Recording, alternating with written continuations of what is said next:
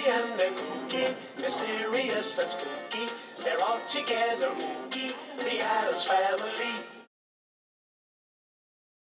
The hardest part of APHuG was probably keeping up with my formatives because they came at me like no tomorrow, especially second semester. The hardest part of APHuG was making time for all the work that was required for the class, because there is a lot of work required. The hardest part was probably just doing all the homework, like the key issues and everything, especially if you have like after school activities.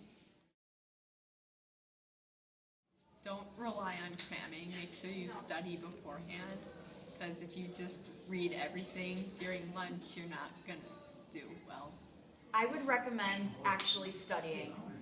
As someone who's never really studied much, the class this class has just been so crazy with all the work you need to cram in.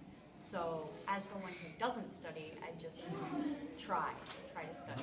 I would recommend just studying, because it's really difficult to get good grades on like random quizzes on the key issues if you just cram it all during lunch.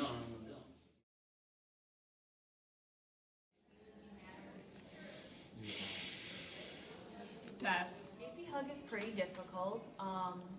It's probably the hardest class you've ever had because it is your first AP class. So, don't let it overtake you, but be prepared. It's pretty hard. Like, if you compare it to all of your other classes, it's on a different level because it's an AP class. Do all your work, dedicate time for this class.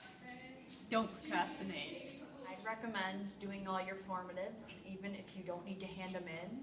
Do them, because when I didn't do a ton of my notes, I ended up needing to do them in the end, even though they weren't required. So yeah, just do all your formatives, do all your notes, even if you don't need to hand them in. Wow.